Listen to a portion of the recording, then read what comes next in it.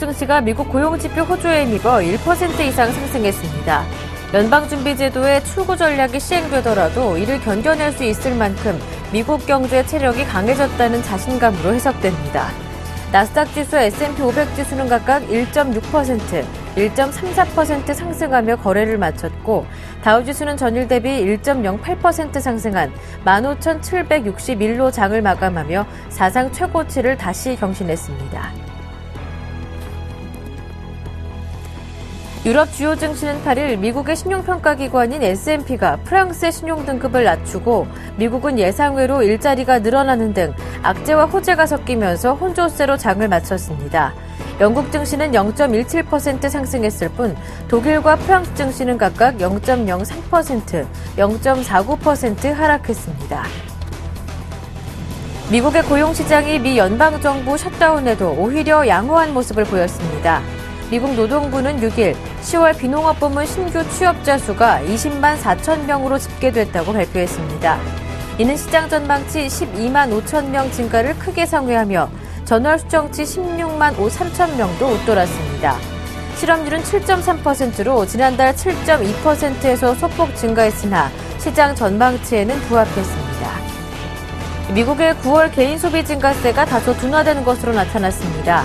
8일 블룸버그 통신에 따르면 이날 미 상무부는 9월 개인 소비가 전월 대비 0.2% 증가했다고 밝혔습니다. 이는 전문가들의 예상치에는 부합했지만 전월의 증가율인 0.3%보다 낮은 수치입니다. 9월 개인 소득은 0.5% 증가했고 저축률은 전월의 4.7%보다 높은 4.9%를 기록하며 올해 들어 최고 수준으로 올라섰습니다. 개인 소비 증가세가 둔화되고 저축률이 높아진 것은 10월 연방정부의 셧다운을 앞두고 소비자들이 지출에 보수적인 태도를 보였기 때문인 것으로 풀이됩니다. 10월 중국의 산업 생산이 석 달 연속 두 자릿수의 전년 대비 증가세를 보였습니다. 9월 마이너스로 돌아섰던 수출도 10월엔 다시 플러스로 반등하는 등 중국 경기 회복에 청신호가 켜졌습니다. 10일 중국 국가통계국에 따르면 10월 산업 생산은 작년 같은 기간보다 10.3% 증가하며 다우존스가 집계한 예상치 10%보다 높은 수치를 기록했습니다. 또한 10월 소매 판매액도 1년 전보다 13.3% 증가하면서 전달의 증가율인 8.4%를 크게 웃돌았습니다. 물가가 안정적인 모습을 보이는 점도 긍정적이었습니다. 지난달 중국의 소비자 물가는 3.2%를 기록해 전달의 3.1%보다 소폭 오르는 데 그쳤습니다. 또 지난달 생산자 물가는 1.5% 하락해 20개월 만에 마이너스로 돌아섰습니다. 벤 버네키 연준 의장이 미국의 고용시장 회복세에 대해 부정적인 시각을 드러냈습니다.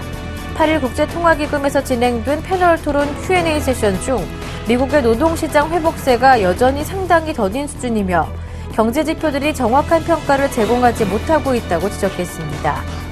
버네키는 실업률이 노동시장 내 회복 지체 정도를 과소평가하는 것 같다며 경제활동 참가율 역시 하향 추세를 보이고 있는 만큼 인구 대비 고용 비율 역시 다소 과장된 느낌이라고 말했습니다. 그는 또 이 같은 노동시장 침체 상황은 연준이 특히 일자리 창출을 위해 과감한 조치들을 취하고 있는 이유이기도 하다고 설명했습니다. 안녕하세요. 굿모닝 대박 예감 김보람입니다. 지난주 결국 국내 증시는 5일 연속으로 내렸습니다. 지난주 내내 하락하면서 마감을 했는데요. 주간 기준으로 코스피는 2% 이상 내리면서 결국 2,000선 아래로 내려왔습니다. 코스닥도 3% 넘게 하락을 했는데요. 하지만 지난주 뉴욕 증시는 상승 흐름을 이어가는 모습이었습니다. 지난주 금요일장에서 10월 노동부의 고용보고서가 깜짝 호재로 드러나면서 투자 심리를 이끌었기 때문인데요. 지난주 금요일장에서 1% 이상 오르면서 주간 기준으로 다우와 S&P 500 지수가 5주 연속의 상승 흐름을 보였습니다. 이번 주에도 주목해볼 만한 이슈가 예정이 돼 있습니다. 연방정부의 양적완화 축소 시기가 최근 화두로 떠오르고 있는 가운데 차기 연준 의장 지명자 자넷 옐런의 이번 주 청문회가 14일 예정돼 있는데요. 그 영향에 대해서도 짚어보셔야 할 것 같습니다. 네, 글로벌 증시 마감 소식과 함께 국내 증시 흐름, 이번 주 예정된 경제 일정까지 모두 짚어보겠습니다. 굿모닝 대박 예감 지금 바로 출발합니다.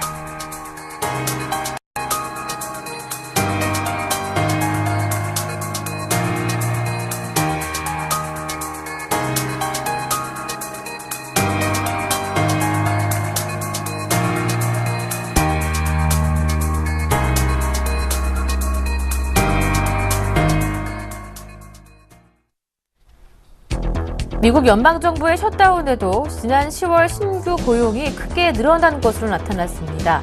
이에 따라 연준이 이르면 12월 양적 완화 축소를 시작할 것이라는 관측이 대두되고 있습니다. 글로벌 이슈 진단 순서 바로 이어가겠습니다. 레이크쇼어 인베스터스의 이현민 이사님 모셨습니다. 안녕하세요. 안녕하십니까? 먼저 지난주 금요일에 마감됐었던 뉴욕 증시와 유럽 증시 마감 상황부터 짚어보겠습니다. 뉴욕 증시가 다시 1%대로 가장 크게 올랐다고 하는데요. 연방정부의 셧다운이 있었음에도 불구하고 10월 고용 상황은 굉장히 좋았다고 합니다. 그렇습니다. 3분기 GDP도 서프라이즈 수준이었는데요. 네. 비농업 부분 고용 지표도 예상 밖의 호조. 이런 부분이 지난 주말에 뉴욕 증시의 표정이라고 보겠습니다. 증시의 움직임도 나쁘지 않았습니다. 반등 추세가 나왔고 반등의 폭도 상당히 높게 나타난 이런 하루였습니다. 다우지수가 1.08%가 올랐습니다. 15,761포인트로 마감이 됐고요. 나스닥은 1.6%가 상승한 3,919포인트로 마감이 됐습니다. S&P 500 지수도 1.34%가 오른 1,770포인트로 마감이 됐고요. 유가도 소폭 오른 수준으로 나왔고 금 가격은 그렇지만 1.8%나 떨어지면서 이 테이퍼링 실시와 관련된 이런 흐름에서 금 가격이 좋지 않은 흐름이 지난 금요일의 내용이라고 보겠습니다. 경제 지표는 앞서 잠시 말씀을 드리긴 했는데요.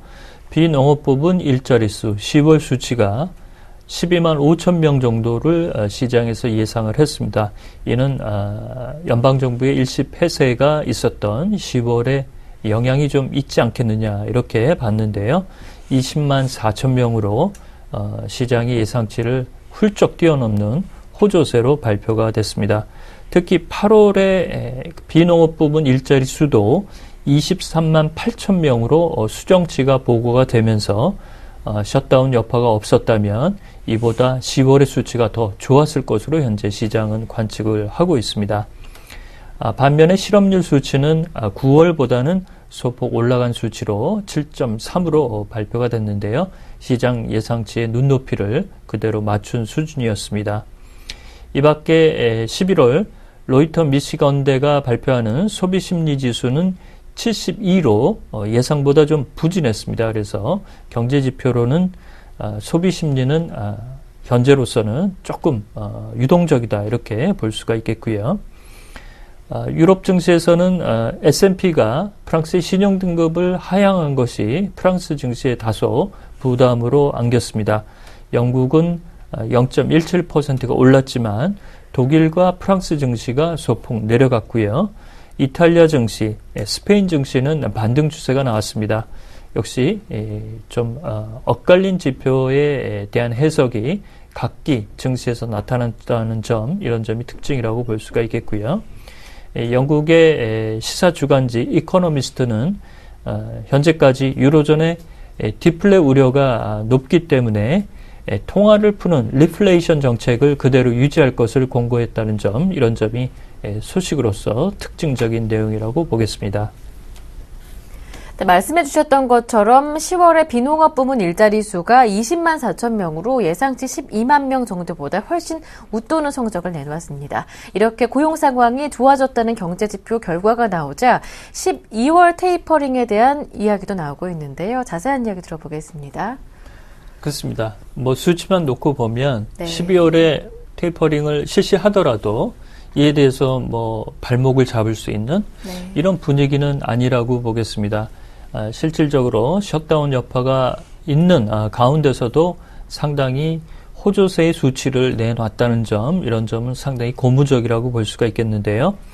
다만 이제 문제가 되고 있는 것은 이제 고용의 질적인 측면에서 이것이 그 이전, 금융위기 이전보다는 열악해졌다는 것이 현재 중론이고요.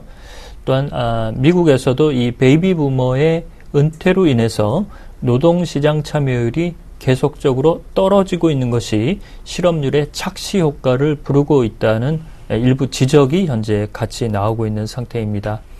앞서 말씀드린 대로 시장 예상치는 12만 명에서 12만 5천 명 정도를 예상을 했지만 20만 4천 명으로 20만 명 이상을 현재 계속적으로 나오고 있고요.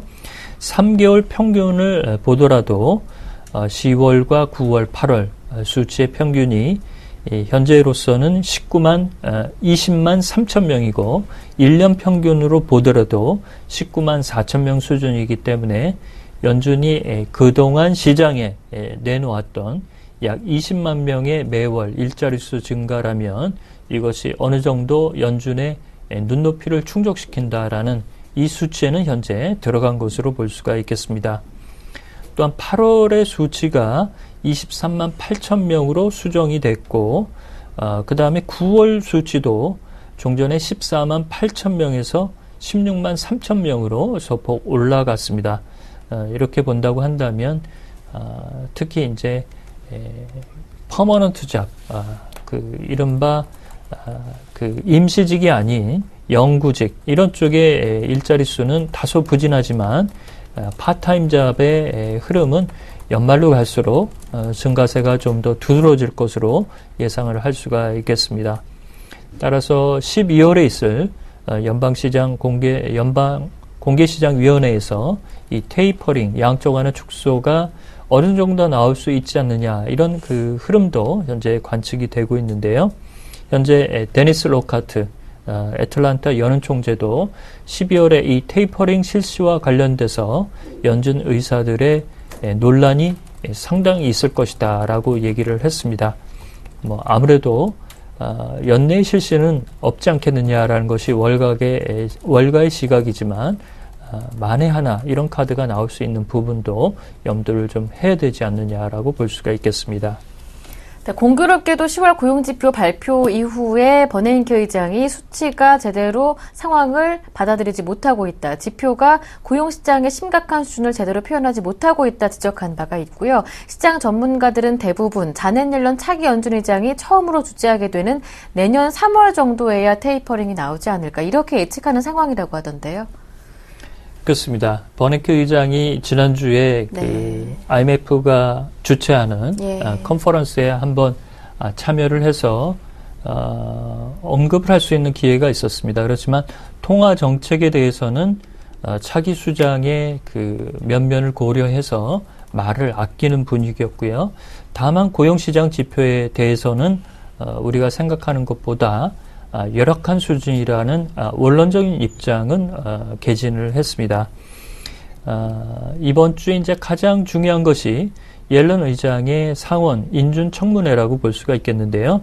특히 여기서 옐런 현재의 지명자가 향후 연준의 통화 정책의 큰 그림을 얘기를 할 것으로 보입니다.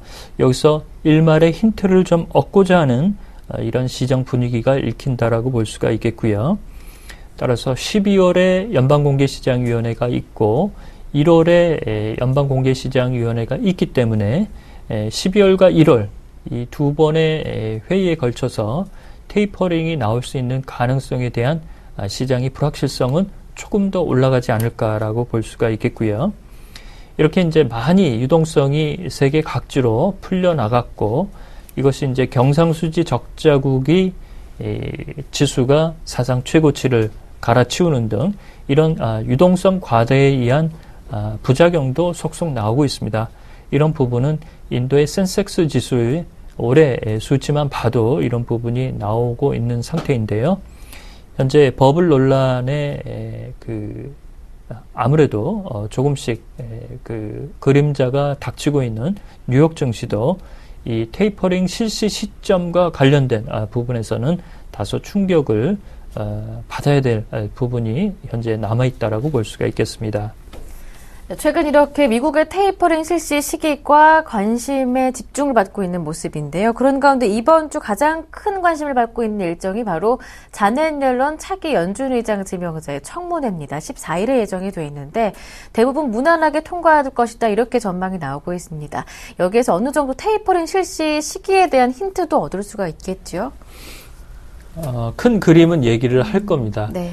근데 그 세부적으로 아주 디테일하게 얘기는 하지 않을 것으로 보입니다. 예. 지난번 9월 연방공개시장위원회 때도 성명서 내용이 원론적인 수준에서 다소 매파적이다. 이런 그 내용이 나온 부분은 시장에 이를 친절하게 얘기하지 않은 성명서에 자세한 세부 사항이 좀 누락된 것이 이런 분위기를 불러일으켰다라고 볼 수가 있겠는데요. 제 14일 미국 시간으로 오전 10시부터 상원 은행위원회의 청문회에 이제 옐런 의장이 출석을 하게 되고요. 여기서 이제 60명의 찬성표를 얻어야 된다라고 볼 수가 있겠습니다. 이 옐런 부의장은 클린턴 행정부 시절 민주당과 입을 맞출 수 있는 이런 그 연을 이어왔기 때문에 현재로서는 민주당 쪽의 찬성표가 지지 의사가 상당히 크다라고 볼 수가 있겠는데요. 현재 상원 은행위원회에 민주당 의원은 약 55명, 공화당 의원이 45명이기 때문에 60표를 얻기 위해서는 공화당 의원의 5표가 추가적으로 현재 필요한 부분입니다. 시장에서는 뭐 무난하게 통과가 될 것으로 예상이 되고 있는데요. 막판 강경 의원의 변수가 어떻게 작용할지 이런 부분에 다소 좀 긴장을 하고 있는 분위기라고 볼 수가 있겠고요. 따라서 언급 수위에 따라서 12월이냐 2월이냐 2월부터 임기가 시작되는 옐런 의장이 만약에 결단을 내린다고 한다면 그 시점은 조금 더 앞당길 수는 있지 않느냐 이런 해석도 소수이지만 현재 나오고 있는 상태입니다. 네, 트위터가 지난주 상장이 됐습니다. 상장 첫날에 공모가를 한 70% 넘게 상회하면서 급등을 했었는데요. 이틀째였던 지난주 금요일장에서는 7% 정도 내렸다고 합니다. 상황 한번 살펴볼게요. 트위터 상장 이후 흐름 어떻습니까? 그렇습니다. 지난주 금요일 날 증시가 좋았는데요. 네. 트위터는 좀 떨어졌네요. 네. 예, 주가가 7.26%, 상장 당일 날에는 49달러 정도 수준에서 현재 마감이 됐는데요. 이틀째 그 주가는 7.26%가 하락한 41달러 60센트로 마감이 됐습니다. 이 적자 상태를 아직까지는 가져가고 있고 성장성에 대한 프리미엄이 현재 주가로 붙어 있는 상태인데요. 현재 주가의 내용에 대해서는 높게 잡은 애널리스트는 목표 주가를 54달러로 현재 제시를 하고 있고요. 일부 인사들은 20달러 언저리 수준이 적정하다라고 얘기를 하고 있습니다. 편차가 워낙 크기 때문에 주가가 제가치를 찾아가는 이런 행보도 상당히 좀 진통이 있을 것으로 보입니다. 자꾸 이제 시장에서 우려하는 것은 1년 전에 상장이 됐던 페이스북이 높게 상장가가 형성이 됐다가 약 4개월여 주가가 반토막이 났고 이 가격을 회복하는데 1년이 걸렸다라는 내용을 자꾸 이 얘기를 하고 있는데요. 주가가 너무 많이 올라가는 것도 사실상 주가가 자꾸 떨어지는 이런 면에서는 기업 이미지상으로는 좋지 않은 국면이라고 볼 수가 있겠습니다. 상장 초일이었죠. 당일날에는 기준가가 26달러로 제시가 됐고 개장가는 73.4%나 올랐습니다. 고가는 이날 50달러 언저리 수준까지 현재 나오고 있는데요. 현재 41달러 수준이니까 40달러를 유지하느냐 1차 저지 목표라고 볼 수가 있겠습니다. 현재 시장의 중론은 피보탈 리서치의 브라이언 위저가 얘기하는 것에서 보듯이 트위터의 주가는 약 20달러에서 30달러 수준 정도가 가장 현재 편안한 가격 수준이라고 현재 보고 있는 상태입니다. 현재 일부 전문가들, 특히 삭소뱅크 쪽에서는 트위터가 분기 실적으로 매출이 증가하고 현재의 손실 규모를 줄여내지 못하게 된다면 주가의 하락은 명확관화하다. 이런 내용을 현재 개진하고 있는 상태입니다. 말씀해 주셨던 것처럼 앞으로 페이스북의 전철을 밟는 것이 아니냐, 트위터에 대한 앞으로의 움직임 우려도 만만치가 않은 상황입니다. 그렇다면 이사님은 어떻게 생각하시는지 이후 주가 추이에 대해서 조금 얘기를 해보고 싶습니다. 그렇습니다. 이것이 이제 네. 적정 주가 논란이 있는 것은 순이익이 나오지 않기 때문에 또 그렇습니다. 예. 예, 그 적자 상태의 주가는 여전히 매출과 순이익을 예상 가치로 그 프리미엄 부로 네. 볼 수밖에 없기 때문인데요.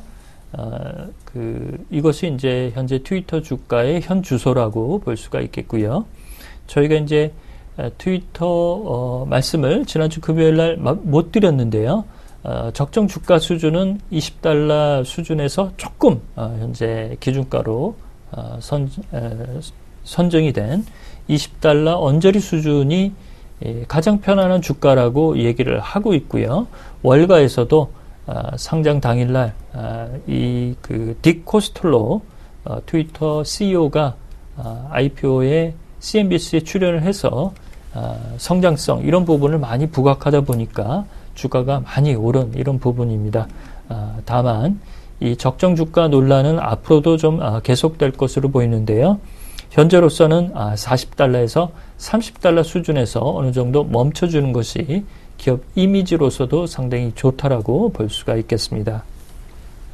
마지막으로 중국에 대한 이야기도 한번 잠시 나눠보겠습니다. 지난 토요일에 발표됐던 산업 생산 등 경제 지표 성적은 굉장히 좋았습니다. 그런 가운데 올해 경제 성장률 7.5% 목표 무난하게 달성할 수 있을 것인가 기대감도 만만치가 않은 상황인데요. 지난 9일부터 중국에서는 또 3중 전회가 개막이 된 상황입니다. 이후 증시 영향까지 간략하게 코멘트 듣고 싶습니다. 그렇습니다. 그 통화 정책이 가장 변수가 될 것으로 보입니다. 아무래도 말씀하신 대로 수출도 상당히 좋은 지표가 현재 나오고 있고요. 그렇지만 인플레이션율을 조금 걱정해야 되는 현재 소비자 물가 지수가 3.2 정도까지 올라오고 있다는 점, 관리 목표치 3.5에 다소 현재 근접하고 있는 상태고요. 3중 전회가 지난주 토요일부터 이번 주 이제 화요일까지 열리게 됩니다. 이 이후에 현재의 개혁 방향 이런 부분이 쏟아져 나올 것으로 보이는데요.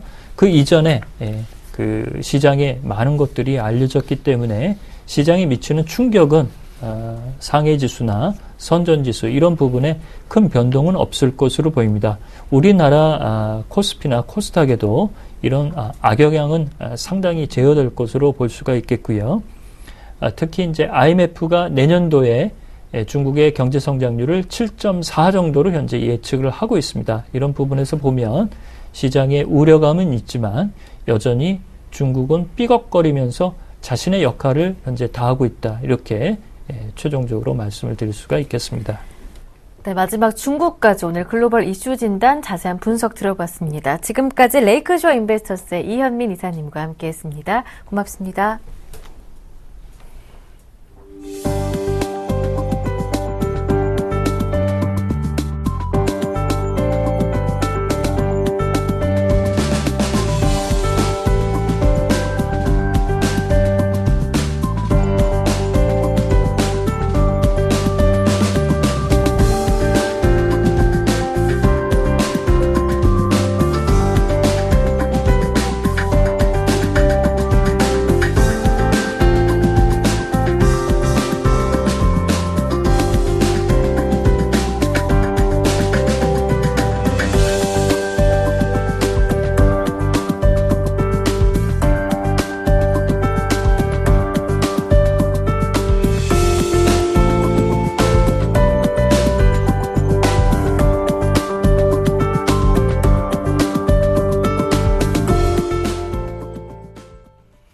네, 이어서 오늘장 전략 시간으로 이어가겠습니다. 매주 월요일은 한 주간에 예정된 경제지표 일정들 살펴보는 날 마련하고 있는데요. 오늘은 뉴스타기 유창희 대표님 전화로 연결해 보겠습니다. 안녕하세요. 안녕하십니까. 네, 먼저 지난주 국내 증시 흐름부터 점검을 해보겠습니다. 여전히 말씀해 주셨던 대로 문제는 수급이었습니다. 외국인들이 5거래일 연속 파는 가운데 코스피가 참 지지가 중요하다 말씀해 주셨던 2000선을 하방 이탈했고요. 코스닥도 520선 아래로 내려온 상황인데요. 지난주 국내 증시 흐름 어떻게 보셨는지요? 결국 5일째 연속으로 내렸습니다. 네, 지난주 증시가 좋지 못했죠. 그러니까 방금 말씀하신 것처럼 단 하루도 상승하지 못하고 5일 연속 하락했다는 부분들. 해외 증시는 계속 신고가를 기록을 하면서 긍정적인 모습을 띄었었는데 우리나라 증시만 유독 좀 약세를 띄었다는 부분들. 그 이유는 결국엔 수급이 아닐까 생각을 하고 있습니다. 그 외국인이 일단은 지난주에 그 매도 물량이 상당히 많이 쏟아졌고요. 프로그램 매도를 통해서 좀 많이 나왔던 부분들이 시장을 조금은 하락으로 좀 밀린 게 아닌가 생각을 하고 있고, 지난주에 제가 말씀드린 것처럼 코스피 같은 경우는 2000포인트 일시적인 이탈은 가능할 수 있다. 하지만 2000포인트 이탈했다고 해서 뭐 비관적으로 볼 필요는 없다라고 말씀드렸었는데, 지금도 그런 견해는 똑같다고 생각하고 있습니다. 차트 자체적으로도 본다고 하더라도 5일 연속 하락을 해서 좀 부담감이 있는 것이, 아직까지는 뭐 외국인이 뭐 매도로 돌아서가지고 연일 뭐 앞으로 또 한 달 동안 매도가 나올 것이다, 이렇게 보기에는 좀 과도한 우려라고 생각을 하고 있고, 코스피 자체적으로는 2000포인트 중심으로 해가지고 약간의 박스권, 변동성 장세 나오지 않을까 생각을 하고 있는데, 문제는 코스닥이 아닐까 생각을 하고 있습니다. 코스닥 자체가, 좀 많이 좀 빠졌죠. 그래서 520포인트를 하회에 이탈했다는 부분들. 한 2달 반 만에 520포인트를 하회에 이탈한 것이기 때문에, 여기에 대한 조금 이제, 반등이 좀 빨리 나와야 된다는 부분들. 그렇지 못한다라면은, 약간 실망 매물이 좀 더 나올 수 있다라는 거 좀 체크해야 된다 생각을 하고 있고, 일단 전 업종이 좀 하락을 했고, 시장을 좀 하방으로 좀, 압력을 줬던 가운데, 그래서 자동차 부품주들은 좀 상대적으로 강세로 좀 마감했던 부분들이 좀 그나마 좀 우리가 위로를 삼을 수 있었던 한 주가 아닌가 생각을 하고 있습니다. 네. 코스피는 2000선을 중심으로 박스권 흐름이 예상된다 말씀해 주셨고, 문제는 코스닥이다 말씀해 주시면서 앞으로 빠르게 반등하지 못한다면 조금 더 실망 매물이 나올 수도 있다, 추가 하락에 대해서도 가능성 말씀해 주셨습니다. 지난주 국내 증시 흐름부터 한번 점검을 해봤고요. 이번 주 예정돼 있는 경제지표 일정들 한번 살펴보겠습니다.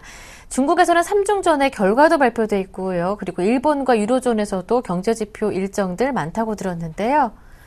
네, 이번 주 같은 경우는 약간 그 미국 쪽보다는 좀 아시아 관련된 경제 지표가 좀 중요하지 않을까 생각하고 있는데, 일단 오늘 일본 9월 경상수지 동향이 발표를 앞두고 있고요.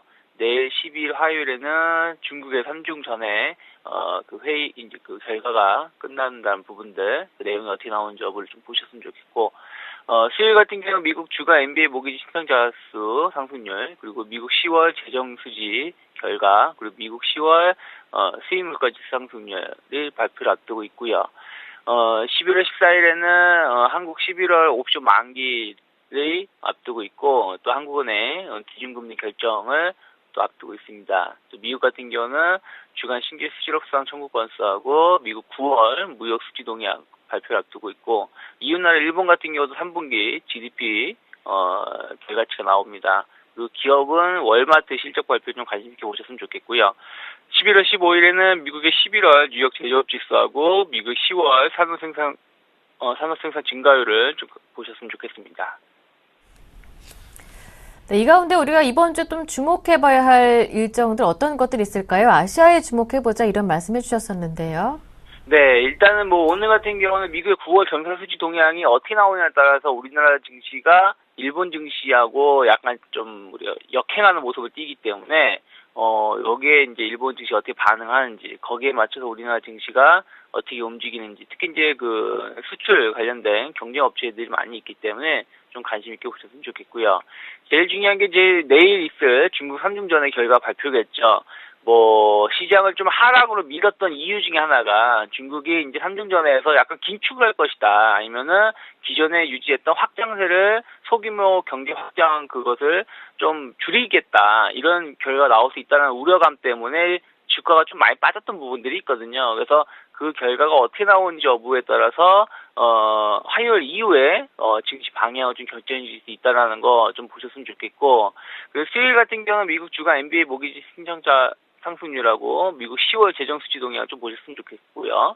그리고 이제 목요일이 또 중요하겠죠. 우리나라 같은 경우는 11월 옵션 만기라고 한국은행 기준금리 결정을 하고 있는데 일단은 뭐 금리와 어쨌든 동결될 가능성이 높다고 생각을 하고 있고 11월 옵션 만기를 통해서 외국인 만기 포지션 자체가 어떻게 움직이는지 여부를 좀 보면서 대응하시면 좋지 않을까 생각을 하고 있고요.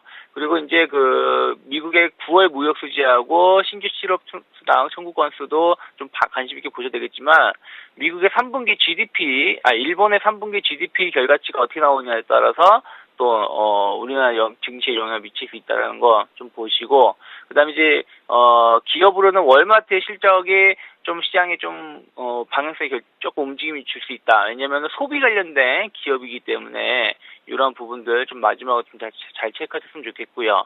금요일 같은 경우는 이제 미국 11월 뉴욕 제조업 지수 결과가 나올 것인데 뭐 뉴욕 제조업 지수는 최근 들어서 계속 좀 좋은 모습을 띠고 있었기 때문에 특히 지난 달 자체가 조금 안 좋았었죠. 그런 부분이 있었기 때문에 이번 달 자체는 좀 좋아질 것이다. 라는 부분들을 좀 보면서 시장을 좀 바라보셨으면 좋겠습니다. 네, 이제 이번 주에는 말씀해 주셨던 대로 중국의 3중전의 결과도 체크해봐야 하고요. 목요일에는 옵션 만기도 예정이 돼 있는 상황인데요. 국내 증시 영향 어떻게 보시는지 한번 자세하게 들어보면서 전략도 세워보겠습니다. 네, 일단은 중국의 3중주 전의 결과가 제일 중요하다고 생각하고 있습니다. 우리나라 증시가 어쨌든 지난 7월 때부터 좀 상대적으로 강세를 띄었었던 이유 중에 하나가 중국의 경기 부양이라든지 중국의 긍정적인 경기 지표 때문에 그랬거든요. 그래서 그 결과가 확장세를 이어간다 그 얘기가 나온다면 바로 우리나라에 좋은 영향을 미칠 수 있기 때문에 좀 관심 있게 보셨으면 좋겠고요. 두 번째는 이제 옵션 만기에 대한 변동성 장세를 좀 체크를 해야 된다. 그러니까 지난주 같은 경우에 추세로 주가가 좀 하락을 했다라면 약 한 3% 정도, 2.5에서 3% 정도 추세로 하락을 했다라면 이번 주 같은 경우는 추세 하락이나 추세 상승을 이렇게 보이는 것이 아니라 변동성, 한 2% 정도 상하 변동을 놓고서는 상승과 하락을 좀 반복할 수도 있다라는 거 좀 체크를 하면서 보셨으면 좋겠고요. 그리고 이제 결국에는 수급이 제일 중요하겠죠. 수급이 지금 외국인이 약간 매도로 돌아선 상황에서 외국인 수급 동향을 체크해야 된다 말씀드렸는데 제일 중요한 게 무엇이다? 선물의 수급 동향을 좀 체크하셔야 된다. 그러니까 결국엔 외국인이 선물 쪽에서 매도 우위가 한 2주 연속 나오면서 그러니까 첫 번째도 일주일 정도 매도 우위가 나왔죠. 그러면서 유가증권 시장에서 매도가 나왔기 때문에 이러한 선물 시장의 수급이 좀 변화가 되는지 여부를 좀 체크를 하면서 이번 주 좀 바라보셨으면 좋겠고요. 코스피 같은 경우는 2,000포인트를 회복해야 된다는 부분들, 그러니까 2,000포인트 자체를 깨는 건 문제될 건 없지만 여기를 얼마나 빨리 회복을 하고 안착하느냐에 따라서 심리가 달라질 수 있을까 생각을 하고 있고, 코스닥이 아까도 말씀드렸지만 520포인트를 하향 이탈하는 상황에서 최근 2, 3개월 내에 최저점을 이탈한 것이거든요. 그래서 여기에 대한 실망 매물이 다시 쏟아지면서 코스닥을 압박할 수도 있습니다. 다만 그럴 가능성보다는 일단 반등에 조금 무게를 두고 있지만 어쨌든 지수상으로 520포인트를 빨리 회복하지 못한다라면은 앞으로, 그러니까 이번 주는 뭐 괜찮겠지만 이번 주 이후에 방향이 조금 안 좋아질 수 있기 때문에 그런 부분 좀 체크하셨으면 좋겠고요. 일단은 뭐 지수가 반등이 나온다면 경기 민감주 위주로 반등세 나올 가능성이 높기 때문에 경기 민감주 위주의 기술적 반등 여부를 좀 체크를 하면서 한 주를 대응하시면 좋지 않을까 생각을 좀 하고 있습니다. 네, 이번 주는 결국 귀는 중국과 일본 쪽으로 열어두고 눈은 또 국내 증시 흐름, 외국인들의 선현물 수급까지 체크해 보셔야 할 것 같습니다. 네, 지금까지 유스타기 유창희 대표님과 함께했습니다. 고맙습니다. 네, 고맙습니다.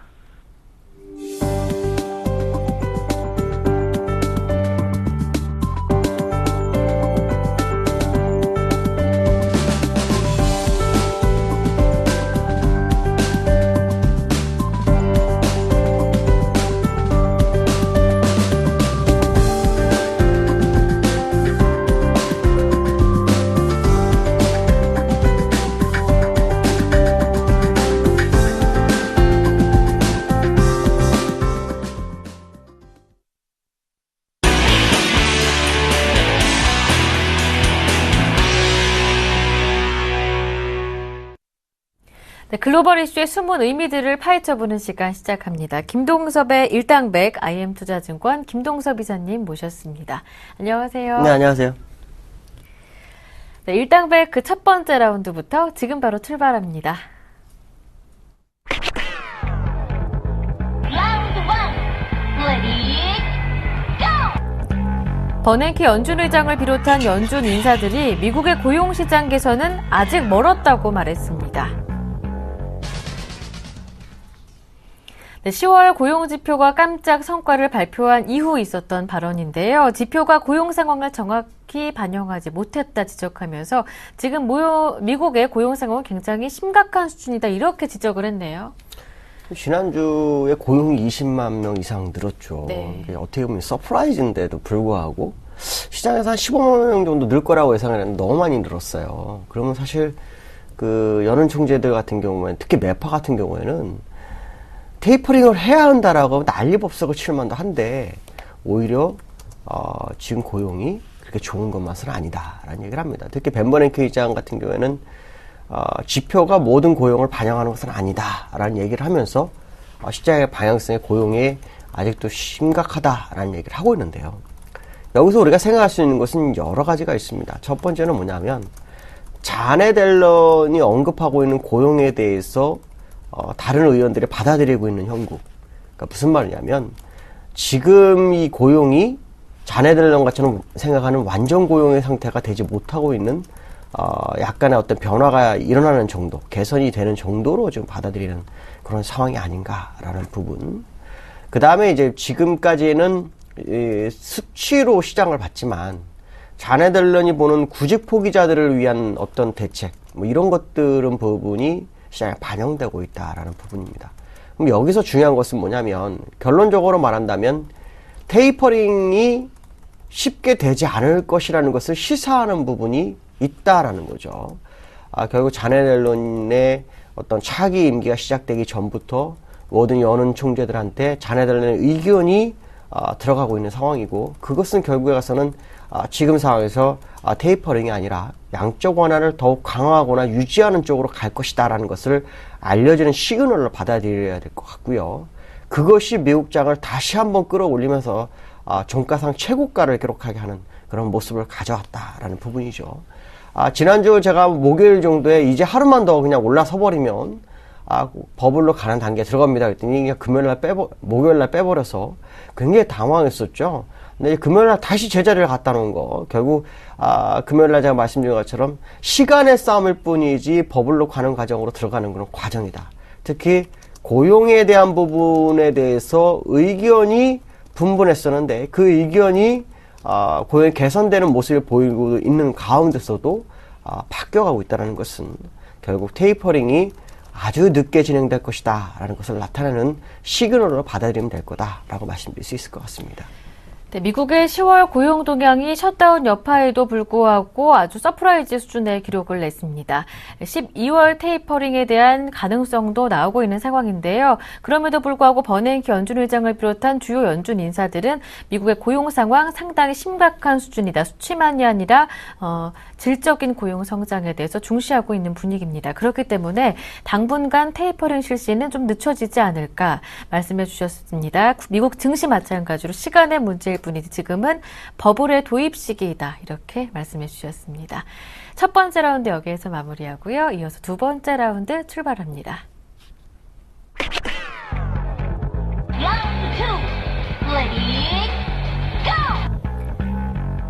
국제신용평가사 스탠더드&푸어스가 프랑스의 신용 등급을 AA 플러스에서 AA로 한 단계 강등했습니다.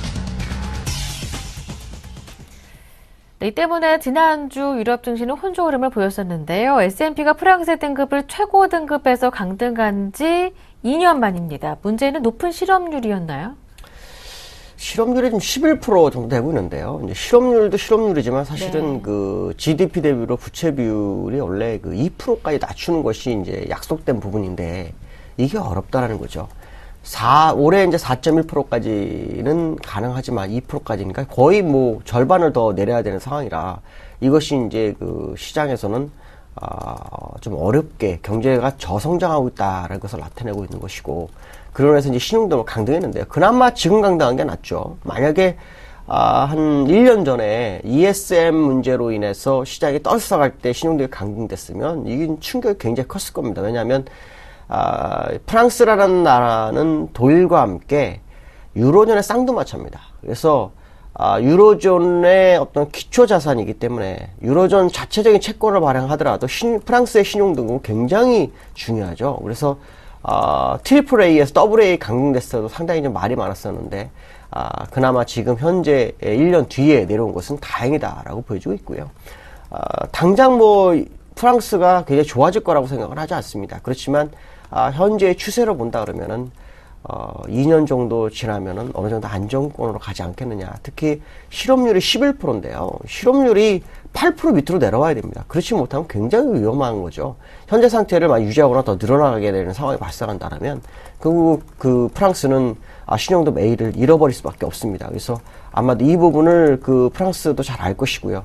그렇지만 이번에 좀 다행히 전 세계 금융위기가 좀 완화되는 그런 분위기 속에서 신용등이 강등됐기 때문에 이 충격이 좀 약했지만 1년 전 같았으면 엄청 컸을 것이다. 그것은 결국 시장이 굉장히 좋은 쪽으로 흘러가기 때문에 프랑스가 신용등을 잃었지만 경기는 결국 살아나지 않겠느냐라는 생각을 해야 될 것 같습니다. 네, 프랑스는 독일과 함께 유로존을 이끄는 쌍두마차라고 볼 수가 있겠는데요. 이번 프랑스의 신용등급 강등, 지난해가 아닌 올해 이루어졌다는 점, 시기는 굉장히 적절했다 말씀해 주셨습니다. 시장의 충격도 크지는 않을 것이다. 이렇게 볼 수가 있겠습니다. 두 번째 라운드 여기에서 마무리하고요. 마지막 세 번째 라운드 출발합니다.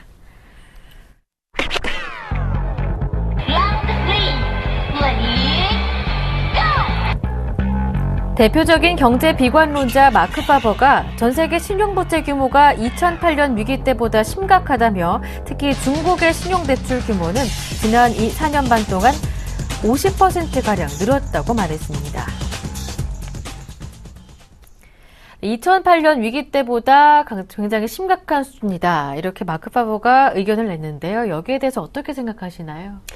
제가 볼 때는 신용 대출이 늘어난 건 사실입니다. 2008년도에 금융 위기가 오면서 전 세계적으로 경기 부양을 했기 때문에 중국도 신용이 많이 늘었을 확률이 굉장히 높고요. 그렇지만 지금 이 신용위기가 중국에 어떤 영향을 줄 것이냐고 본다면 제가 볼 때는 아주 제한적이다라고 보고 있습니다. 미국 같은 경우는 2008년도에 서브프라임 모기지라 그래서 저신용주한테 대출을 마구잡이로 해줬거든요.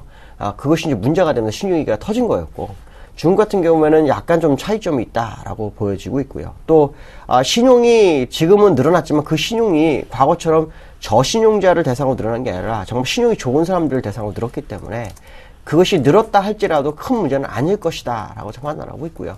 특히 중국 같은 경우에는 지금 2008년도 대비로 약 50%가 늘어났다고 하지만, 중국 사실 그만큼 인구도 많습니다. 미국의 5배나 되는 인구를 가지고 있는데, 당연히 늘 수밖에 없는 그런 상황이다라고 봐야 될 것 같고요.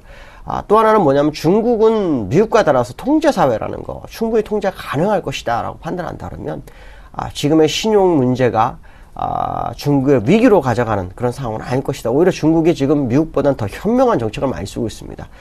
미국은 통화정책 위주로 가고 있지만 중국은 재정정책 위주로 가고 있다는 거죠. 그러니까 결국 향후 10년, 20년 뒤로 본다 그러면은 중국이 미국보다는 더 성장 가능성이 높다라고 봐야 될 것 같고, 지금의 신용 위기가 있는 것은 사실이지만 충분히 극복할 만큼의 여력이 있는 상태라고 판단한다면 파버의 의견은 너무 우려가 깊은 것이 아닌가 이렇게 판단이 쓰고 있습니다. 네.